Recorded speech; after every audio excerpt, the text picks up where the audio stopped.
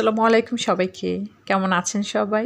আশা রাখছি আল্লাহর অশেষ রহমতে সবাই অনেক বেশি ভালো আছেন, সুস্থ আছেন। এই প্রত্যাশায় শুভকামনায় আপনাদের সবাইকে আকন্দ হোমস ডায়েরির আরও একটি নতুন ভিডিও দেখার জন্য ওয়েলকাম জানাচ্ছি। বেশিরভাগ সময় যেখানে ভিডিওটা শেষ হয়, আজকের ভিডিওটা সেখানে শুরু হয়েছে। আজকে আসলে সকাল সকালে কাপড় ধুয়ে নিয়েছি। তার কারণ হচ্ছে আপনাদের ভাইয়া মাছ নিয়ে আসছিলেন সকালে। আর মাছ বা চিকেন এগুলো ক্লিন করলে মনে হয় গোসল না করলেই না। আর রৌদ্রটাও বেশ ভালো ছিল। ভাবলাম যে আমার বেশ কিছু জিনিস আছে যেগুলো আসলে না ধুলেই না। আজকে সকাল সকালে হচ্ছে আমি ভিজিয়ে রেখেছিলাম, কারণ আজকে যে মাছ নিয়ে আসবে একদমই জানতাম না। যেহেতু একা হাতেই সব কাজ করা লাগে, হাতের দিকেও খেয়াল রাখা লাগে যেন একদিনে প্রেশার না পড়ে। তো যদি জানতাম মাছ নিয়ে আসবে তাহলে কিন্তু এই জিনিসগুলো ভিজাতাম না। এখানে হচ্ছে ফাউজিপুরির স্কুল ব্যাগ ছিল, ওর কিছু ডল ছিল, আর ফাইনালি হচ্ছে বেডশিট পর্ব শেষ হলো। বেশ অনেকগুলো বেডশিট একসাথে জমে গিয়েছিল, তো একটা একটা করে আলহামদুলিল্লাহ ক্লিন করা শেষ। তো গোসলে যাওয়ার আগে আমি রান্নার 50% কাজ হচ্ছে গুছিয়ে রেখে গিয়েছিলাম। আর আজকে হচ্ছে ফাউজিবুরির পরীক্ষা আছে, ওর হচ্ছে ম্যাথ পরীক্ষা, যার কারণে ওর পাশেও একটু থাকতে হচ্ছে।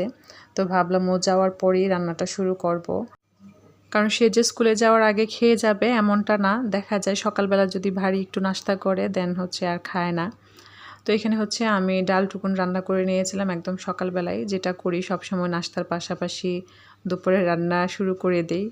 তো আজকেও তাই করেছি। আর এদিকে জানালার অবস্থা দেখেন, 2 দিন আগে হচ্ছে আমি খুব ভালো মতন ক্লিন করার চেষ্টা করেছি, কিন্তু এই যে জায়গাটুকুন আছে এগুলো একদমই ক্লিন হয় না, মানে ফাঙ্গাস পড়ে গেছে এমনটাও না, আবার কেমন যেন।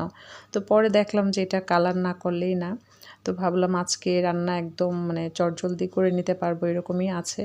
তার আগে আমি জানালাটা হচ্ছে কালার করে নেব। তো এখানে যা রান্না করব সেগুলো একটু রেডি করে রেখেছি। আজকে বাজারঘাটও শর্ট আছে, আগামীকালকে গেস্ট আসার কথা, তাই জন্য একদম মেনু সেট করে দেন হচ্ছে বাজারটা করব। আর এদিকে এই যে সিঙ্কের উপর যে স্পঞ্জ হোল্ডারটা আছে, এটা যে কতবার আমি এদিক সেদিক করি, শুধুমাত্র এই যে হুকগুলো এইগুলো কেন যেন খুলে পড়ে যায়। তো এবার একটু ভালোটা লাগাচ্ছি, দেখা যাক। তো আমি যখন মাছ ক্লিন করলাম, মাছ ক্লিন করার পাশাপাশি সিঙ্ক এরিয়াটা খুব ভালো মতন ক্লিন করে নিয়েছি, সেই সাথে স্পঞ্জগুলিকেও একটু গরম পানি দিয়ে দেন ক্লিন করে নিয়েছি। এটা আমি কিছুদিন পর পরই করি, যদিও খুব একটা শেয়ার করা হয় না। আর হোল্ডারটাকেও ক্লিন করে নিয়েছি। তো এখন হুকটাকে এখানে সেট করার বেশ অনেকটা সময় পরেই হচ্ছে আমি হোল্ডারটা আর কি মানে লাগাবো। তো জানালা ক্লিন করার জন্য যা যা দরকার সেগুলো রেডি করে নিচ্ছিলাম। এখানে আমি এশিয়ান পেইন্টের যে হোয়াইট কালারটা আছে ওটা দিয়ে কালার করব। তো বেশিরভাগ সময় দেখা যায় আমার কালারিংয়ের ক্ষেত্রে আমার বুড়িমাটাই হেল্প করে। তো এখন দেখলাম যে না, ওর জন্য অপেক্ষা করলে হবে না, ওর এক্সাম যতদিন শেষ না হবে ও এই কাজগুলো করে দিবে না আমাকে। তো এখন ভাবলাম যে আমি নিজে নিজেই যতটুকুন পারি করে নেই।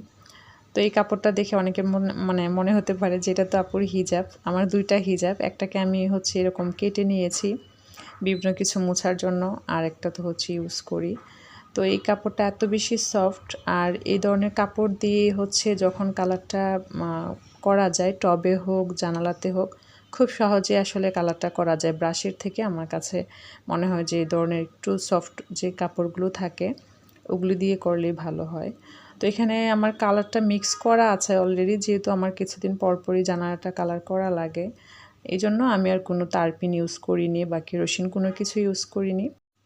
যারা প্রথমবারের মতো এই ধরনের কালার দিয়ে কোনো কিছু কালার করতে যাবেন তাদেরকে বলবো জাস্ট অল্প একটু তারপিন দিয়ে মিক্স করে নিলেই কিন্তু কালারটা রেডি হয়ে যায়। খুব বেশি ঝামেলা নেই এই কালারটা দিয়ে কালার করতে। তো কালারটা মিক্স করে নেওয়ার পর আমি হচ্ছে চুলাটাকে ঢেকে নিচ্ছি। এটা পেপার বা যে কোনো পুরনো ক্যালেন্ডার দিয়েও ঢেকে নেওয়া যায়। তো আমি হচ্ছে সবসময় একটা কাপড় দিয়ে ঢেকে নেই, যেন কোনো ধরনের রিস্ক না থাকে। দেখা যাচ্ছে যে চুলার মধ্যে যদি পড়ে সেটাকে আবার ক্লিন করা লাগবে।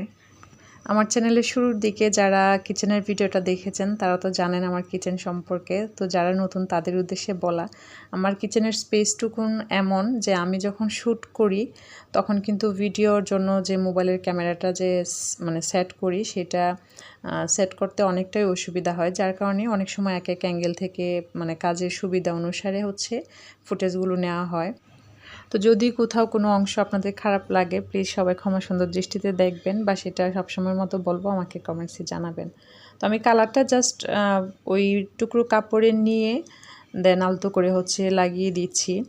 আর হাতে মানে ভরলেও কোনো প্রবলেম নেই, পরে হচ্ছে তারপিন দিয়েই সুন্দর মতন ক্লিন করে নেওয়া যায়। তো আমি পুরো জানালাটাই মানে যতটুকুন পেরেছি কালার করে নিয়েছি। আর কালারের ক্ষেত্রে সবসময় আসলে 2টা লেয়ারে করলে খুব বেশি ভালো হয়, মানে একটা ধাপ করার পরে শুকিয়ে গেলে আরেকটা ধাপ যখন করা যায় তখন মানে কালারটা ফুটে। তবে আলহামদুলিল্লাহ আজকে প্রথমবার মানে করার পরে মনে হচ্ছিল যে না, মোটামুটি হয়েছে। আচ্ছা, আমার গত লাস্ট ভিডিওতে আর যে লাইফস্টাইল থেকে আপু লিখেছিলেন বাচ্চাদের এক্সামের জন্য দোয়া রইল।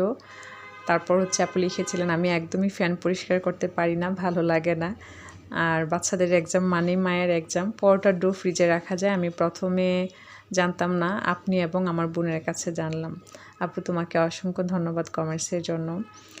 সত্যি আসলে পরোটার ডোটা শুধু যে নর্মাল ফ্রিজে রাখা যায় তা কিন্তু না, ডিপেও রাখা যায়। তো আমি সেটা একদিন শেয়ার করবো না ভিডিওতে, কারণ আমার নিজেরও অনেক সময় মনে থাকে না যে কোনটা কতদিন ভালো থাকে।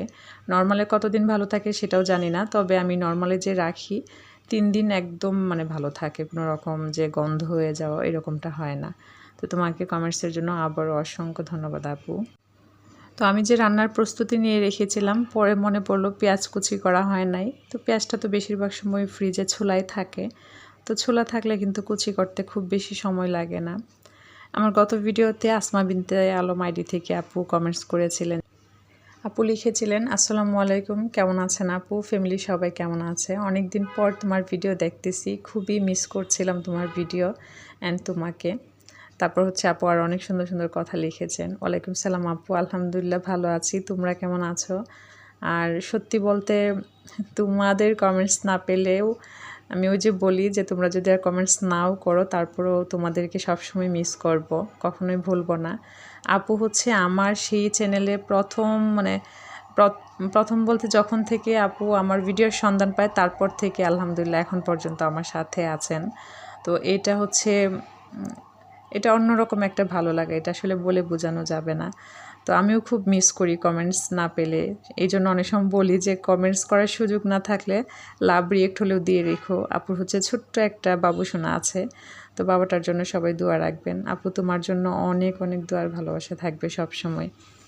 অনেক আপুরে আছেন যারা হচ্ছে সবসময় কমেন্টস করে যান, হয়তো বা ভিডিওতে ওভাবে পড়া হয় না। যেমন সিম্পল লাইফস্টাইল ব্লগ থেকেও আপু সবসময় খুব সুন্দর কমেন্টস করেন। তো আপুকে ভিডিওর মাধ্যমে অনেক অনেক থ্যাঙ্কস, তোমার জন্য আমার অনেক অনেক দোয়ার ভালোবাসা রইল। তো অফ ক্যামেরায় আমি বেশ কিছু কাজ করে নিয়েছি, কিন্তু শ্যুট করা হয় নাই। আমি যখন রান্না করছিলাম তখনই আমি আপনাদের ভাইয়ের ফোন কল পাই যে আমার ভাসুরের ছেলে আসলে হসপিটালাইজড, ওনাকে দেখতে যাওয়া লাগবে। তো আমি জন্য প্রিপারেশান নেই। তো এই মুহূর্তে তো আর শ্যুট করা সম্ভব না, এই জন্যে ভাবলাম যে আজকে আমার দিন যাপন যেমন গেল ওইটাই আপনাদের সাথে শেয়ার করি, জানি না আপনাদের কাছে কেমন লাগবে। তো তাই জন্য কিন্তু আজকে ছোট্ট একটা ভিডিও আমাকে শেয়ার করতে হলো। সবাই দোয়া রাখবেন আমার সেই ভাসুরের ছেলের জন্য।